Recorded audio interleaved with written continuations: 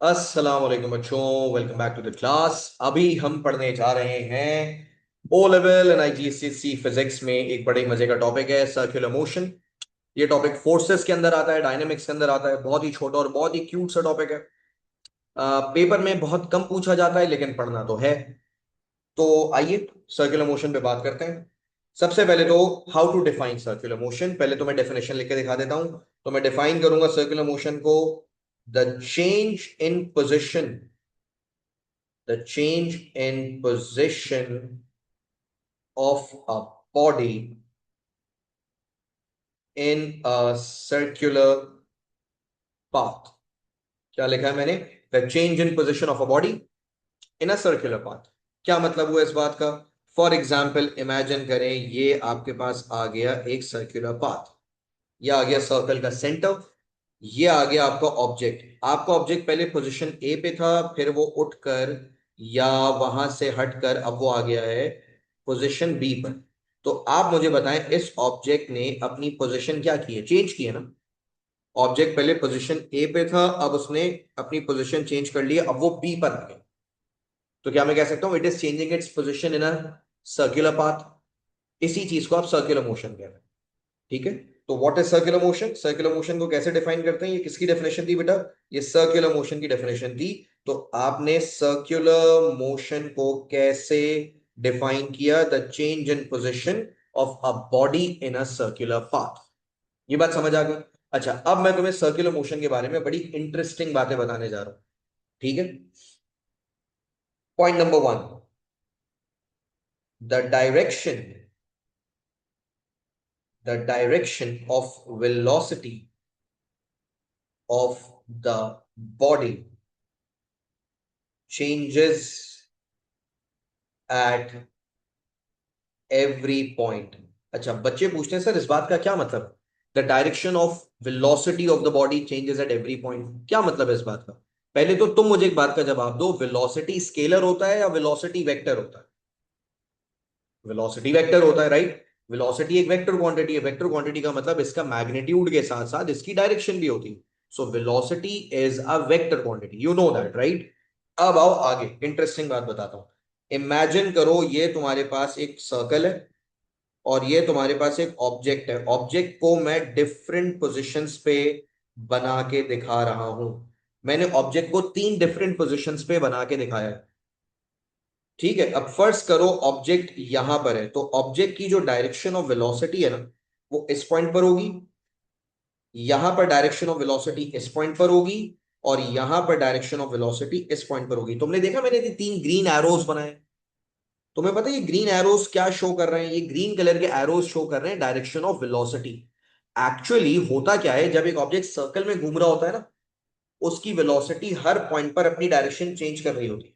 देखो, तुम्हें ये तो पता है यार कि अगर एक ऑब्जेक्ट स्ट्रेट लाइन में जा रहा है तो उसकी डायरेक्शन बताना बहुत आसान है। When an object is moving in a straight line, उसकी डायरेक्शन तो बताना बहुत आसान है। बट एक ऑब्जेक्ट जब कर्व्ड पाथ पे मूव करता है, जब एक ऑब्जेक्ट कर्व्ड पाथ पे मूव करता है, सर्कुलर पाथ पे मूव करता है, तो उसकी वेलोसिटी की डायरेक्शन हर पॉइंट पर क्या हो रही होती है? हर पॉइंट पर डायरेक्शन चेंज हो रही होती है। तो please remember, when ever a body is moving in a circular path, उसकी डायरेक्शन फिक्स नहीं होती। उसकी डायरेक्शन हर पॉइंट पर क्या हो रही होती है? चेंज हो रही होती है।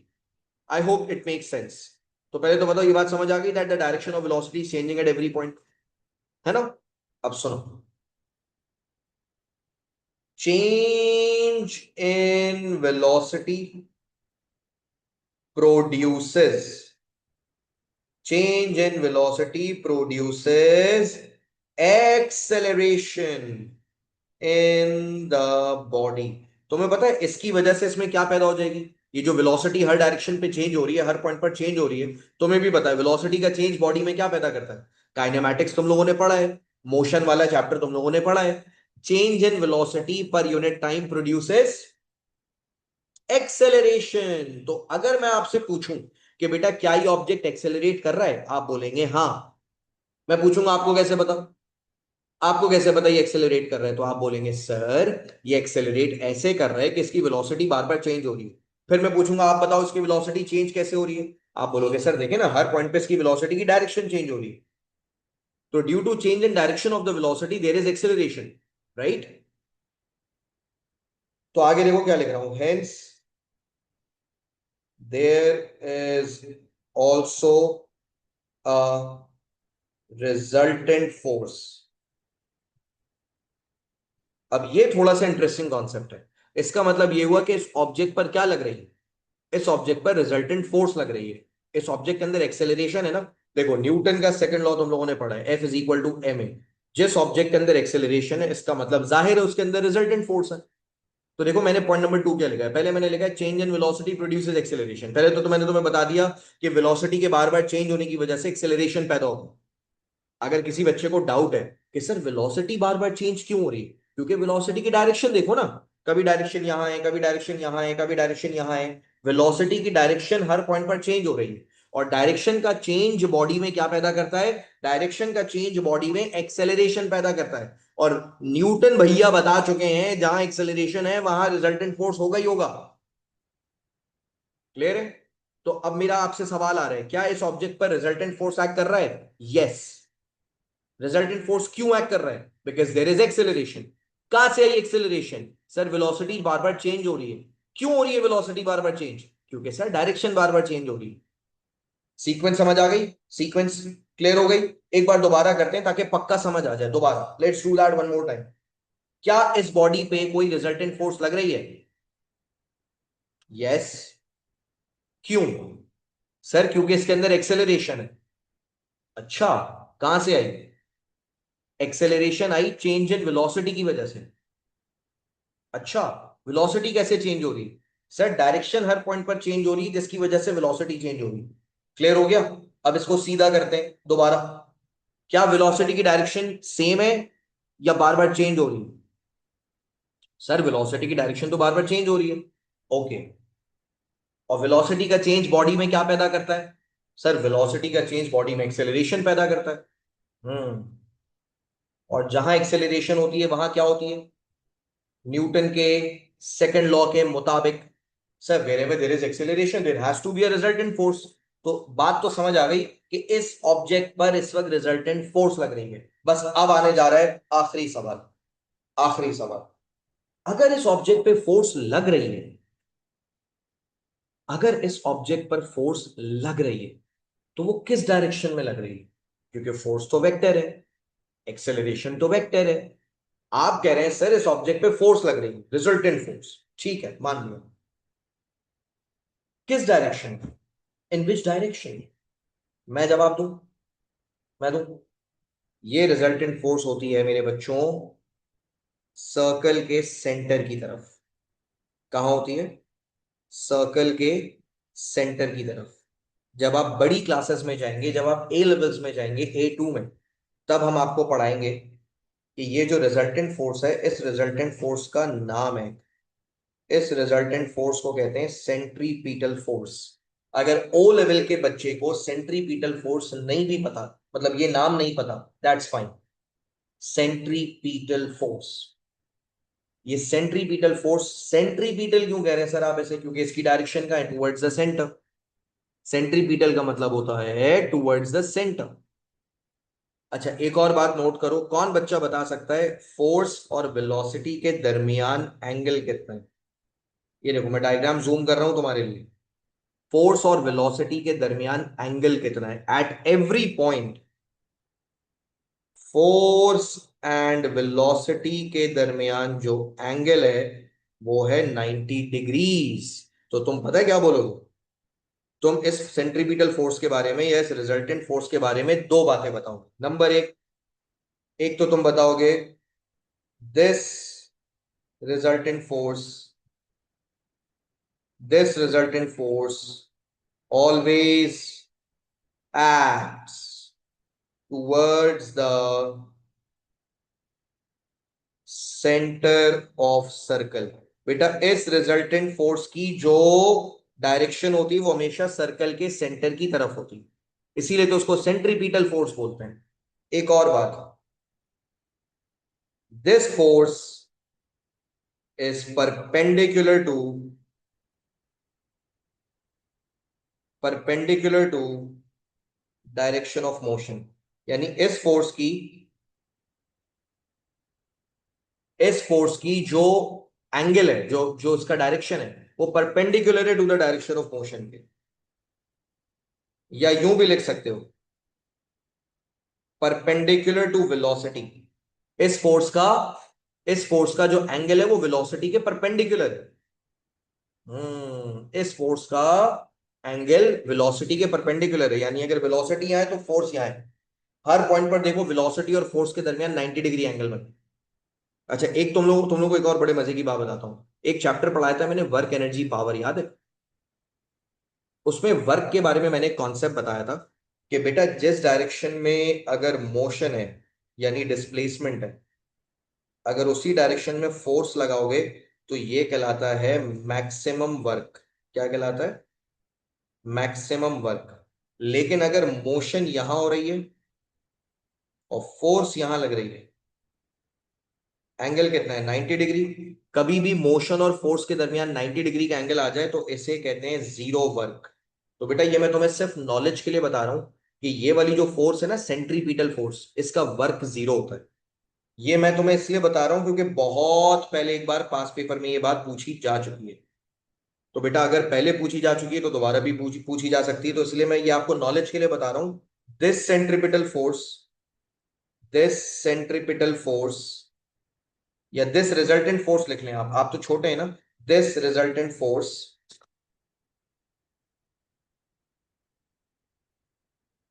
Does zero work. ये जीरो वर्क करती है बेटा, ये रिजल्टेंट फोर्स कोई वर्क नहीं कर सकती। बात समझ आ रही है? तो बच्चों बात समझ आ गई? तो देखो मैंने तुम्हें क्या क्या बताया, शुरू से चलते हैं। पहले तो मैंने तुम्हें बताया कि जब एक ऑब्जेक्ट सर्कुलर मोशन करता है, उसकी वेलोसिटी हर पॉइंट पर चेंज हो रही होती है डायरेक्शन की वजह से। और वेलोसिटी के चेंज की वजह से उसके अंदर एक्सेलरेशन होती है, और एक्सेलरेशन की वजह से उसके अंदर रिजल्टेंट फोर्स भी होती है। अब सवाल ये कि अगर एक ऑब्जेक्ट पे रिजल्टेंट फोर्स है तो उसकी डायरेक्शन क्या है? बेटा उसकी डायरेक्शन है towards the centre of the circle. इसी वजह से इस फोर्स को सेंट्रीपिटल फोर्स भी बोलते हैं। अच्छा, ये रिजल्टेंट फोर्स के बारे में अब तुम्हें क्या क्या पता होना चाहिए? ये रिजल्टेंट फोर्स हमेशा सेंटर की तरफ एक्ट करती है।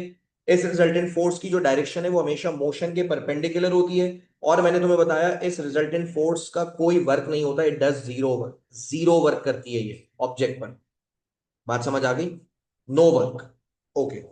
अब आ जाओ इस रिजल्टेंट फोर्स के बारे में तुम्हें क्या क्या पता होना चाहिए।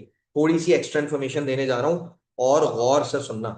ठीक है? यहां पर कभी तुमने सोचा है, ऐसी मैं एग्जांपल एक सवाल पूछता हूं, कभी तुमने सोचा है कि ये है सन और ये है अर्थ?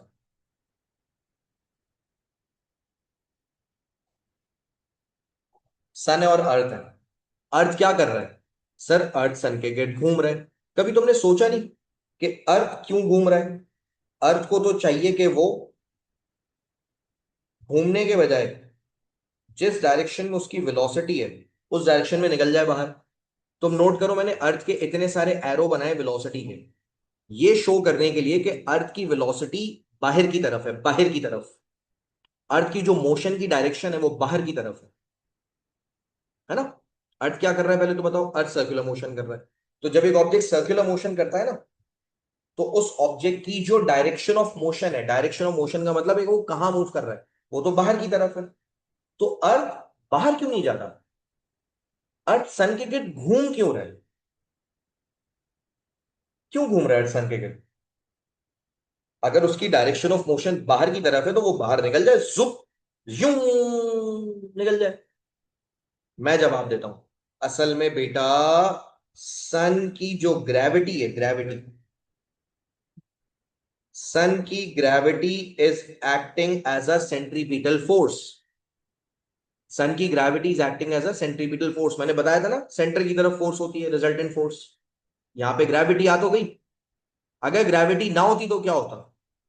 अगर सन अर्थ को ना खींच रहा होता तो क्या होता? अर्थ निकल जाता। अर्थ सन के गिर्द घूमता ही नहीं। अर्थ घूमते घूमते यूं सीधा निकल जाता। तो बेटा शुक्र करो सन की ग्रेविटी है जिसने अर्थ को रोका हुआ है। अगर ग्रेविटी ना होती अर्थ कब का बाहर निकल जाता, अपने ऑर्बिट से जुप करके निकल जाता, शू। बात समझ आ रही है? तो यहां पर सेंट्रीपिटल फोर्स का काम कौन कर रहा है? ग्रेविटी।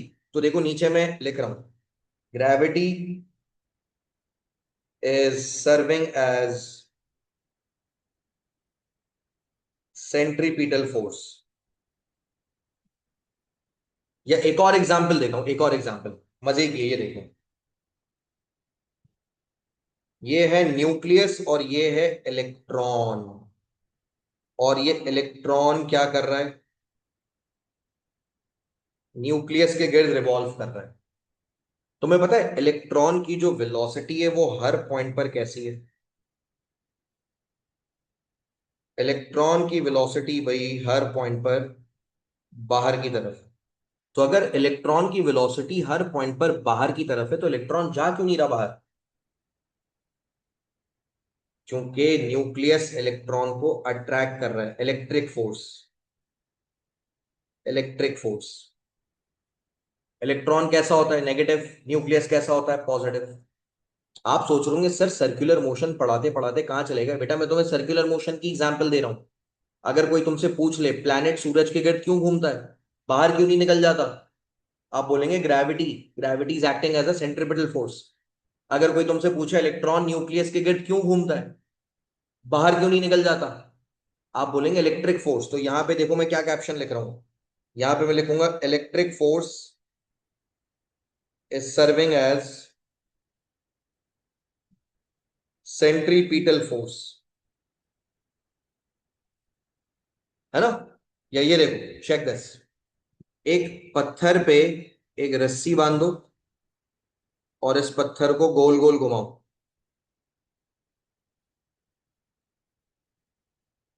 गोल गोल घुमाओ, जुप जुप जुप जुप जुप जुप, गोल गोल घुमाओ पत्थर को। पत्थर पे रस्सी बांधो और पत्थर को गोल गोल घुमाओ। ये पत्थर क्यों घूम रहा है? तुम्हें पता है इस पत्थर की जो वेलोसिटी है वो हर पॉइंट पर बाहर की तरफ है। तो ये पत्थर अपनी वेलोसिटी की डायरेक्शन में क्यों नहीं जा रहा? क्योंकि बेटा इस रस्सी के अंदर एक फोर्स मौजूद है जिसको आप कहते हैं टेंशन। क्या कहते हैं? टेंशन। अगर ये टेंशन ना होता तो ये पत्थर कब का निकल जाता है। एक काम करो ना, तुम जब पत्थर को घुमा रहे हो ना रस्सी बांध के, पत्थर रस्सी काट दो खिचक, जैसे ही तुम घुमाते घुमाते रस्सी काटोगे पत्थर अब घूमेगा थोड़ी है, वो जुप करके निकल जाएगा, बाहर निकल जाएगा। तो देखो पहले तो मैं तुम्हें बताना ये चाह रहा हूं कि जब भी कोई चीज सर्कल में घूमती है उसकी जो डायरेक्शन ऑफ मोशन है वो बाहर की तरफ होती है।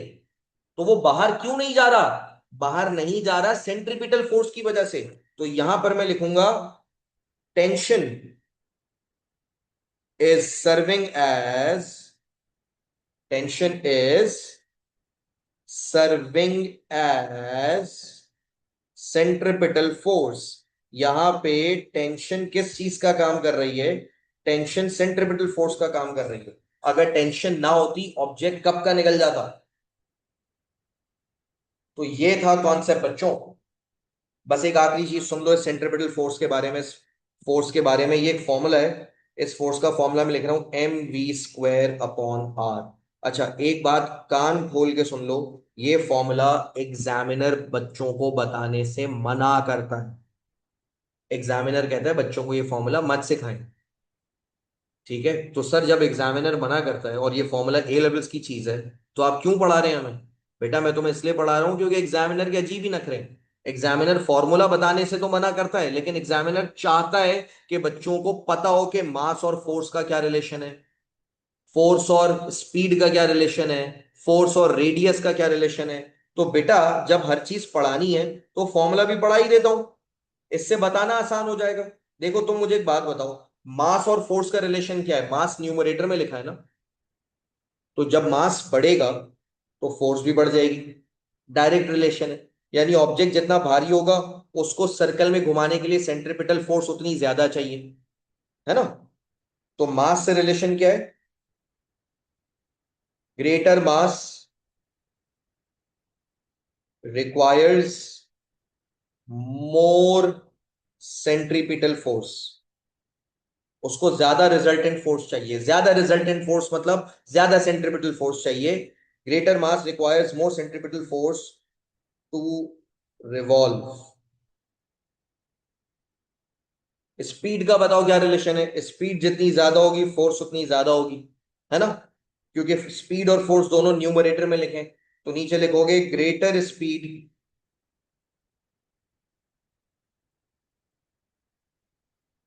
refers to greater force required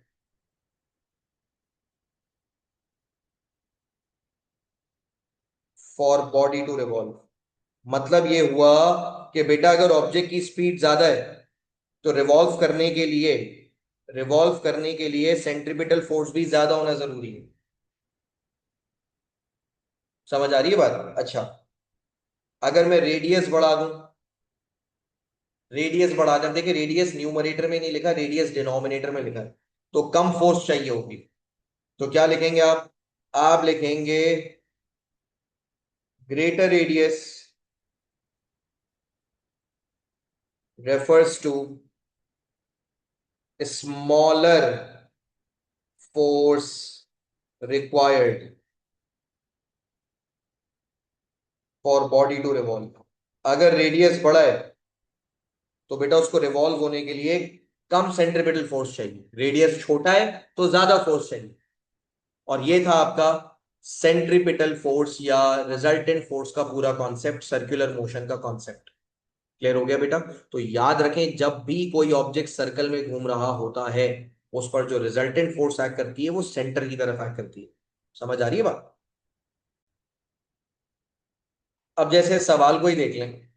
इस सवाल में लिखा है एक गाड़ी है जो कि कांस्टेंट स्पीड पे मूव कर रही है, उसकी स्पीड चेंज नहीं हो रही, लेकिन वो सर्कल में मूव कर रही है। अब ये बात ख्याल रखिएगा कि बेटा जब कोई ऑब्जेक्ट सर्कल में मूव करता है ना, उसकी वेलोसिटी हर वक्त चेंज हो रही होगी, स्पीड चेंज नहीं हो रही। स्पीड चेंज ना होने का मतलब है अगर गाड़ी की स्पीड है फर्ज करें 5 मीटर्स पर सेकेंड, तो वो 5 मीटर्स पर सेकेंड ही रहेगी, लेकिन वेलोसिटी हर पॉइंट पर चेंज हो रही है क्योंकि डायरेक्शन चेंज हो रही है। कह रहे हैं what is the direction of the resultant force, force किधर एक्ट करेगी? बेटा मैं भी अभी बता चुका हूं, जब भी कोई ऑब्जेक्ट सर्कुलर मोशन पे होता है उस पर फोर्स कहाँ लगती है? Towards the centre. देखिए सर्कल का सेंटर बना के भी दिया हुआ है, तो फोर्स कहाँ लगेगी? ABCD कहाँ लगेगी? बेटा फोर्स वहां लगेगी जो सर्कल के सेंटर की तरफ है। यानी ये देखें, जो बी वाली फोर्स है वो सर्कल के सेंटर की तरफ पॉइंट कर रही है ना, so B is the right answer. इतना आसान था। पूछ रहे हैं कहां फोर्स लगेगी? सर्कल के सेंटर की तरफ फोर्स लगेगी, बस। या इस सवाल को देखें, ये कह रहे हैं एक सैटेलाइट है जो कि अर्थ के गिर्द घूम रही है, अर्थ के गिर्द घूम रही है एट कांस्टेंट स्पीड। देखो तुम्हें बेवकूफ बना रहे हैं, बार बार कह रहे हैं स्पीड कांस्टेंट है, बेटा होगी स्पीड कांस्टेंट, लेकिन डायरेक्शन ऑफ वेलोसिटी चेंज होने की वजह से there is acceleration and there is a force. और नीचे पूछ भी रहे, कह रहे which arrow shows the direction of the force on the satellite, किस तरफ लगेगी फोर्स? बेटा फोर्स लगती है सेंटर की तरफ। ABCD चारों को देखो, इनमें से कौन सी फोर्स सेंटर की तरफ लग रही है? तो D is the force which is acting towards the centre of the circle. इस तरीके से आपको सर्कुलर मोशन के सवाल बच्चों वाले MCQ आते हैं। ठीक है, थियरी में तो उतना पूछता भी नहीं एग्जामिनर। तो ये आपका सर्कुलर मोशन का कॉन्सेप्ट कंप्लीट हो गया, और इसी के साथ ही आपका डायनामिक्स भी कंप्लीट हो गया। Thank you so much. Allah Hafiz.